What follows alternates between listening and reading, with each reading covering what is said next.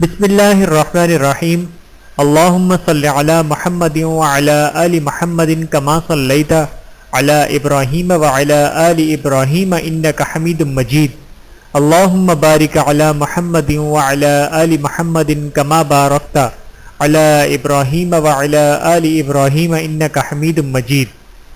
بسم اللہ الرحمن الرحیم۔ معارف نبوی صلی اللہ علیہ وآلہ وسلم 500 مختصر احادیث عربی، اردو اور انگریزی کے ساتھ۔ بسم اللہ الرحمن الرحیم۔ الحمد للہ نحمده ونستعینه ونستغفره ونؤمن به ونتوکل علیہ ونعوذ باللہ من شرور انفسنا ومن سیئات اعمالنا من يهده الله فلا مضل له ومن يضلله فلا هادي له ونشهد أن لا إله إلا الله وحده لا شريك له ونشهد أن محمدا عبده ورسوله۔ منتخب 500 چھوٹی چھوٹی احادیث عربی، اردو اور انگریزی کے ساتھ حاضر خدمت ہے۔ بسم اللہ الرحمن الرحیم۔ 8واں باب معاشرت، والدین کے حقوق، نمبر 257۔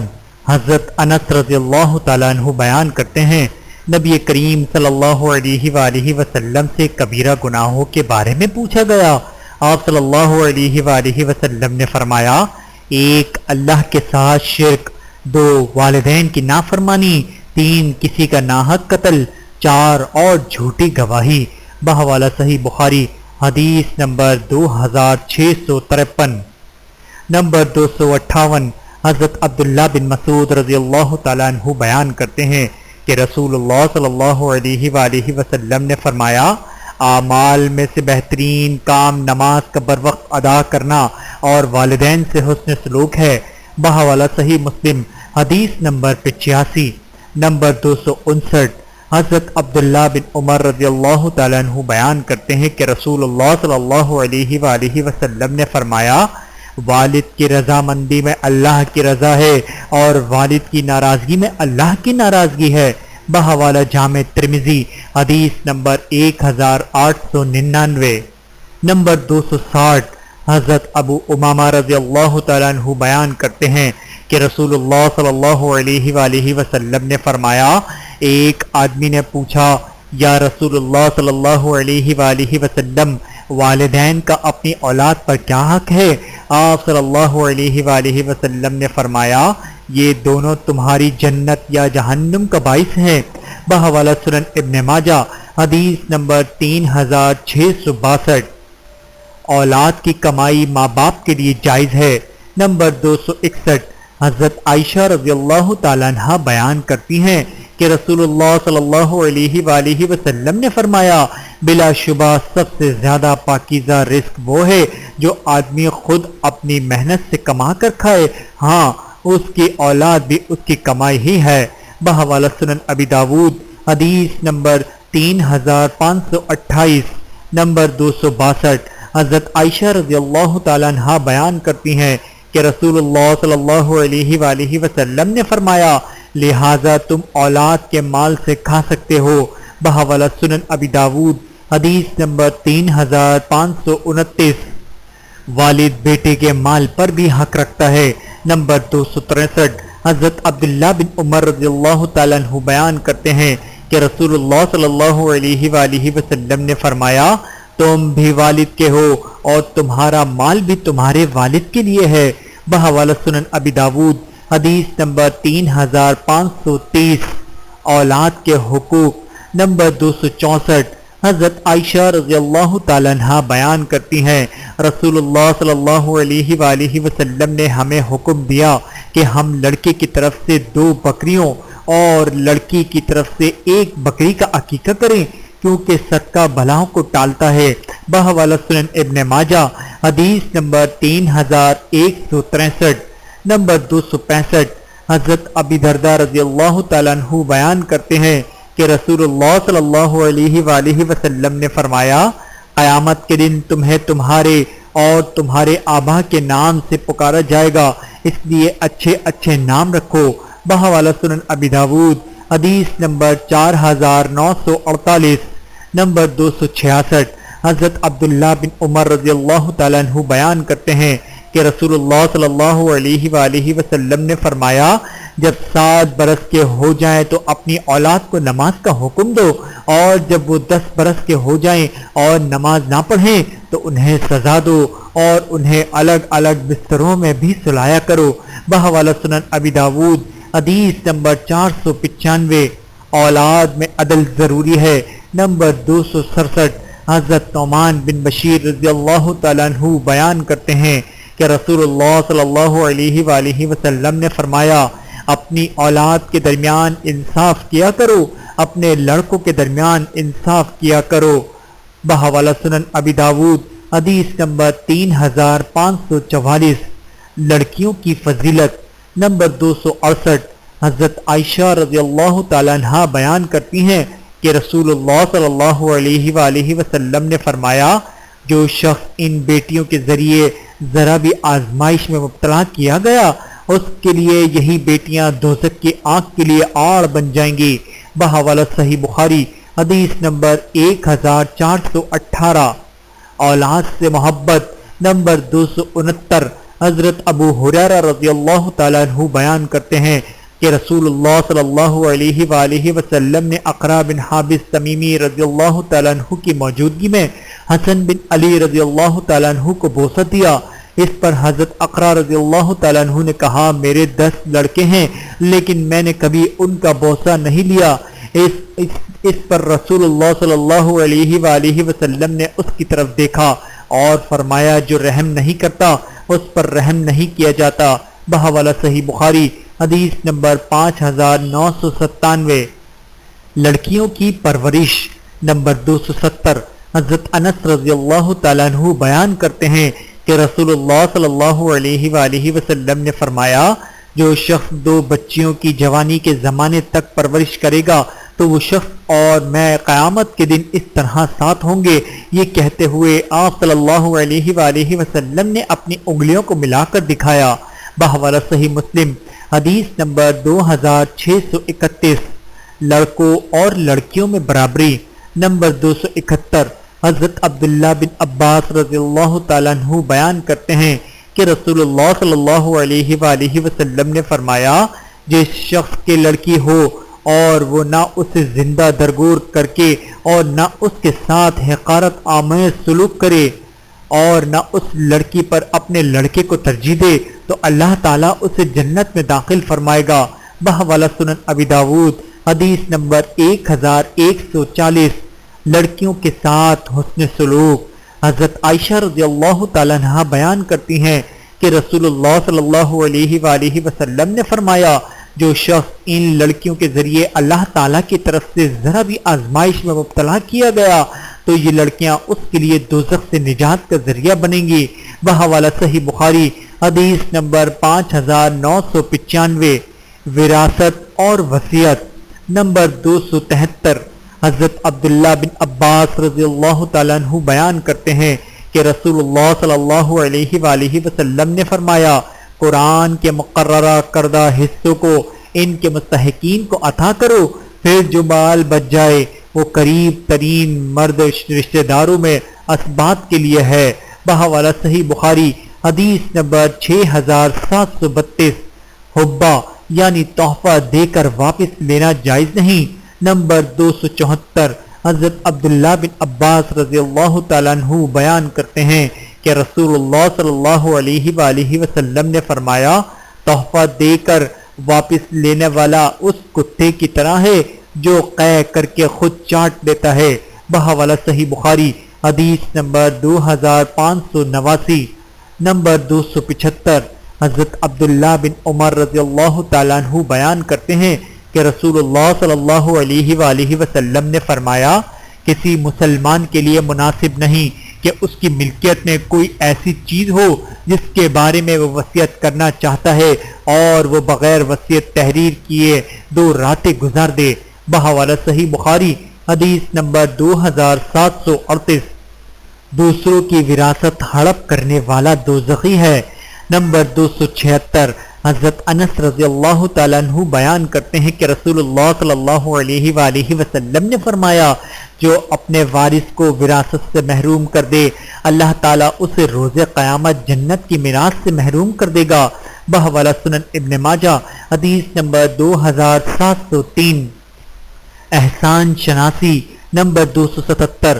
حضرت اسامہ بن زید رضی اللہ تعالیٰ عنہ بیان کرتے ہیں کہ رسول اللہ صلی اللہ علیہ وآلہ وسلم نے فرمایا جس کے ساتھ کوئی احسان کیا جائے اور وہ احسان کرنے والے سے کہے جزاک اللہ خیرا اللہ تجھے بہتر بدلہ عطا کرے اس نے تعریف کا حق ادا کر دیا۔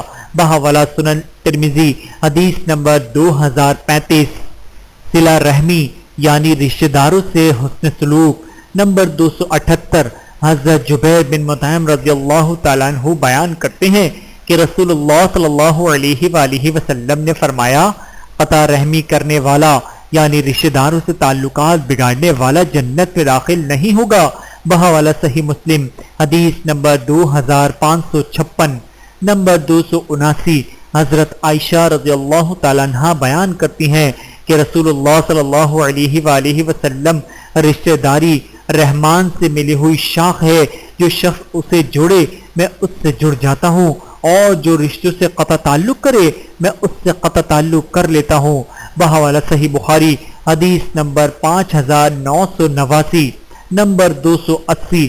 حضرت انس رضی اللہ تعالیٰ عنہ بیان کرتے ہیں کہ رسول اللہ صلی اللہ علیہ وآلہ وسلم نے فرمایا جو شخص چاہتا ہے کہ اس کے رزق میں کشادگی ہو اور لمبی عمر عطا کی جائے اسے چاہیے کہ رشتہ داروں سے حسن سلوک کرے۔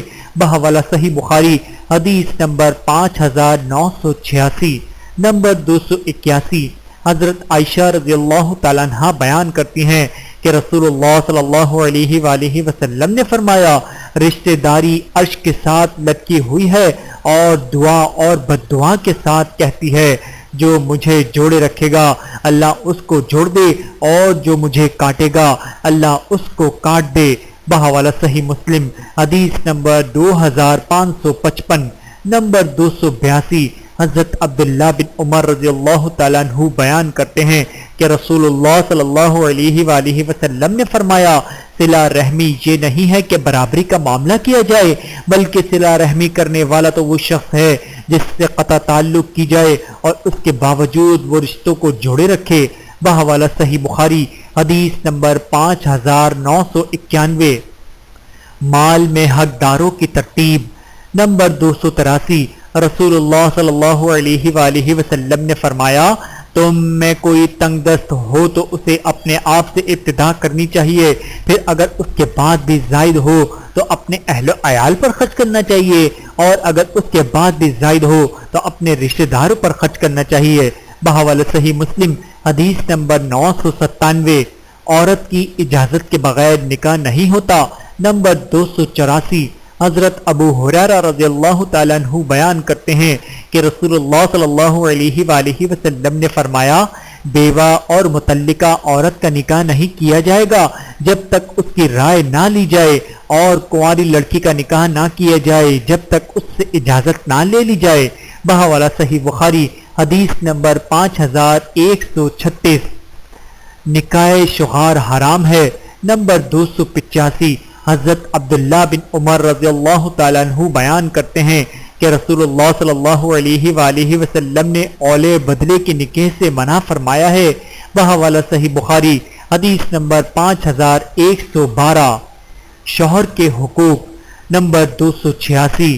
حضرت طلق بن علی رضی اللہ تعالیٰ عنہ بیان کرتے ہیں کہ رسول اللہ صلی اللہ علیہ وآلہ وسلم نے فرمایا شوہر اپنی بیوی کو اپنے کسی کام یعنی جمع کے لیے بلائے تو اسے فوراً آ جانا چاہیے چاہے وہ تنور یعنی چولہے پر ہی کیوں نہ ہو۔ بحوالہ جامع ترمذی حدیث نمبر 1160۔ نمبر 287۔ حضرت ابو ہریرہ رضی اللہ تعالیٰ عنہ بیان کرتے ہیں کہ رسول اللہ صلی اللہ علیہ وآلہ وسلم نے فرمایا جب بیوی اپنے شوہر کے بستر کو چھوڑ کر رات گزارتی ہے تو فرشتے اس پر اس وقت تک لعنت کرتے ہیں جب تک کہ وہ شوہر کے پاس واپس نہ آ جائے۔ بحوالہ صحیح بخاری حدیث نمبر 5194۔ نمبر 288۔ حضرت ابو ہریرہ رضی اللہ تعالیٰ عنہ بیان کرتے ہیں کہ رسول اللہ صلی اللہ علیہ وآلہ وسلم نے فرمایا اگر میں کسی کو دوسرے کا سجدہ کرنے کا حکم دیتا تو بیوی کو حکم دیتا کہ وہ اپنے شوہر کو سجدہ کرے۔ بحوالہ جامع ترمذی حدیث نمبر 1159 نمبر 289۔ حضرت ابو امامہ رضی اللہ تعالیٰ عنہ بیان کرتے ہیں کہ رسول اللہ صلی اللہ علیہ وآلہ وسلم نے فرمایا بیوی کو اپنے شوہر کے گھر سے شوہر کی اجازت کے بغیر کچھ خرچ نہیں کرنا چاہیے۔ بحوالہ جامع ترمذی حدیث نمبر 670 نمبر 290۔ حضرت ابو ہریرہ رضی اللہ تعالیٰ عنہ بیان کرتے ہیں کہ رسول اللہ صلی اللہ علیہ وآلہ وسلم نے فرمایا کسی عورت کے لیے جائز نہیں ہے کہ وہ اپنے شوہر کی موجودگی میں اس کی اجازت کے بغیر نفل روزہ رکھے، نہ یہ جائز ہے کہ وہ کسی غیر مرد کو شوہر کی اجازت کے بغیر گھر آنے کی اجازت دے۔ بیوی اپنے شوہر کی اجازت کے بغیر جو کچھ خرچ کرے گی شوہر کو بھی اس کا آدھا حصہ ثواب ملے گا۔ بحوالہ صحیح بخاری حدیث نمبر 5195۔ بیوی کے مالی اور اخلاقی حقوق نمبر 291۔ حضرت عقبہ بن عامر رضی اللہ تعالیٰ عنہ بیان کرتے ہیں کہ رسول اللہ صلی اللہ علیہ وآلہ وسلم نے فرمایا تمام معاہدوں کی شرائط کی تکمیل میں اس شرط کی تکمیل کو اولیت حاصل ہے جس کے ذریعے سے تم بیویوں کی شرم گاہوں کو حلال کرتے ہو، یعنی مہر کی شرط۔ بحوالہ صحیح بخاری حدیث نمبر 2721 نمبر 292۔ حضرت ابو ہریرہ رضی اللہ تعالیٰ عنہ بیان کرتے ہیں کہ رسول اللہ صلی اللہ علیہ وآلہ وسلم نے فرمایا ایک دینار وہ ہے جسے تم راہ خدا میں خرچ کرتے ہو، ایک دینار وہ ہے جسے تم غلام آزاد کرنے کے لیے خرچ کرتے ہو، ایک دینار وہ ہے جسے تم مسکین پر خرچ کرتے ہو، اور ایک دینار وہ ہے جسے تم اپنے اہل و خانہ پر خرچ کرتے ہو۔ ان سب میں اجر کے لحاظ سے وہ دینار زیادہ عظمت والا ہے جسے تم اپنے اہل خانہ پر خرچ کرتے ہو۔ بحوالہ صحیح مسلم حدیث نمبر 995 نمبر 293۔ حضرت معقل بن یسار رضی اللہ تعالیٰ عنہ بیان کرتے ہیں کہ رسول اللہ صلی اللہ علیہ وآلہ وسلم نے فرمایا میرے امتیوں زیادہ محبت کرنے والی، زیادہ بچے جننے والی عورتوں سے نکاح کرو، کیونکہ قیامت کے دن تمہاری کثرت میں میری دوسری امتوں پر فخر کروں گا۔ بحوالہ سنن ابی داود حدیث نمبر 2050 نمبر 294۔ حضرت عبداللہ بن زمار رضی اللہ تعالیٰ عنہ بیان کرتے ہیں کہ رسول اللہ صلی اللہ علیہ وآلہ وسلم نے فرمایا تم میں سے کوئی شخص اپنی بیوی کو یوں نہ مارے جیسے غلام کو مارا جاتا ہے، پھر ڈھٹائی سے دن کے اختتام پر اسی کے ساتھ صحبت کرے۔ بحوالہ صحیح بخاری حدیث نمبر 5204 نمبر 295۔ حضرت عبداللہ بن عمر رضی اللہ تعالیٰ عنہ بیان کرتے ہیں کہ رسول اللہ صلی اللہ علیہ وآلہ وسلم نے فرمایا تم میں سے ہر شخص ذمہ دار ہے اور ہر ایک سے اس کی ذمہ داری کے بارے میں پوچھا جائے گا۔ امیر اپنی جگہ ذمہ دار ہے، مرد اپنے گھر والوں کا ذمہ دار ہے، بیوی اپنے خاوند کے گھر اور اولاد کی ذمہ دار ہے۔ غرض یہ کہ تم میں سے ہر ایک ذمہ دار ہے اور ہر ایک سے اس کی ذمہ داری کے بارے میں پوچھا جائے گا۔ بحوالہ صحیح بخاری حدیث نمبر 5200۔ بخیل شوہر کے مال سے اپنے اور بچوں کے ضروری اخراجات کے لیے بلا اجازت بھی لے سکتی ہے۔ ہند بنت عتبہ رضی اللہ تعالیٰ عنہ زوجہ ابی سفیان رضی اللہ تعالیٰ عنہ سے رسول اللہ صلی اللہ علیہ وآلہ وسلم نے فرمایا نمبر 296۔ حضرت عائشہ رضی اللہ تعالیٰ عنہ بیان کرتی ہیں کہ رسول اللہ صلی اللہ علیہ وآلہ وسلم نے فرمایا معروف کے مطابق اپنے اور اپنی اولاد کے لیے کفایت کرنے والا مال لے لیا کرو۔ بحوالہ صحیح بخاری حدیث نمبر 5364۔ محرم رشتہ دار نمبر 297۔ حضرت عائشہ رضی اللہ تعالیٰ عنہ بیان کرتی ہیں کہ رسول اللہ صلی اللہ علیہ وآلہ وسلم نے فرمایا دودھ پلا دینے سے بھی وہ تمام رشتے حرام ہو جاتے ہیں جو نسب کی وجہ سے حرام ہو جاتے ہیں۔ بحوالہ صحیح بخاری حدیث نمبر 2645۔ سب سے بہتر مہر وہ ہے جو حیثیت کے مطابق کیا جائے۔ نمبر 298۔ حضرت عقبہ بن عامر رضی اللہ تعالیٰ عنہ بیان کرتے ہیں کہ رسول اللہ صلی اللہ علیہ وآلہ وسلم نے فرمایا بہترین مہر وہ ہے جو آسانی سے ادا کیا جا سکے، یعنی حیثیت کے مطابق اپنی ملکیت سے دے، قرض لے کر زیادہ نہ باندھے۔ بحوالہ سنن ابی داود حدیث نمبر 2117۔ حضرت عمر رضی اللہ تعالیٰ عنہ نے تعزیزی حکم جاری کیا۔ نمبر 299۔ حضرت عبداللہ بن عباس رضی اللہ تعالیٰ عنہ بیان کرتے ہیں کہ رسول اللہ صلی اللہ علیہ وآلہ وسلم کے دور میں اور حضرت ابوبکر صدیق رضی اللہ تعالیٰ عنہ کے دور میں اور حضرت عمر رضی اللہ تعالیٰ عنہ کی خلافت کے پہلے 2 سالوں میں ایک مجلس کی 3 طلاقوں کو ایک ہی شمار کیا جاتا تھا۔ بحوالہ صحیح مسلم حدیث نمبر 1472۔ بیک وقت 3 طلاقیں دینا حرام ہے۔ ایک شخص نے بیک وقت 3 طلاقیں دیں، آپ صلی اللہ علیہ وآلہ وسلم کو اطلاع ہوئی، آپ غضبناک ہو کر اٹھ کھڑے ہوئے اور فرمایا۔ نمبر 300۔ حضرت محمود بن لبید رضی اللہ تعالیٰ عنہ بیان کرتے ہیں کہ رسول اللہ صلی اللہ علیہ وآلہ وسلم نے فرمایا، کیا اللہ کی کتاب سے کھیلا جا رہا ہے جبکہ میں ابھی تمہارے درمیان موجود ہوں؟ بحوالہ سنن نسائی حدیث نمبر 221۔ نکاح سے پہلے طلاق واقع نہیں ہوتی۔ حضرت مسور رضی اللہ تعالیٰ عنہ بیان کرتے ہیں کہ رسول اللہ صلی اللہ علیہ وآلہ وسلم نے فرمایا، نکاح سے پہلے کوئی طلاق نہیں ہے۔ بحوالہ سنن ابن ماجہ حدیث نمبر 2048۔ اللہ تعالی ہم سب کو احادیث مبارکہ پر عمل کرنے کی توفیق عطا فرمائے، آمین ثم آمین۔ ویڈیو دیکھنے کا بہت شکریہ۔ مزید ویڈیوز دیکھنے کے لیے ہمارے چینل کو سبسکرائب کریں۔ اگر ویڈیو پسند آئے تو لائک کریں۔ اچھی بات کو دوسروں تک پہنچانا صدقہ جاریہ ہے۔ جزاکم اللہ خیرا کثیرا۔ اپنا اور اپنے پیاروں کا بہت زیادہ خیال رکھیے گا اور مجھے دعاؤں میں یاد رکھیے گا۔ Take care. اللہ حافظ۔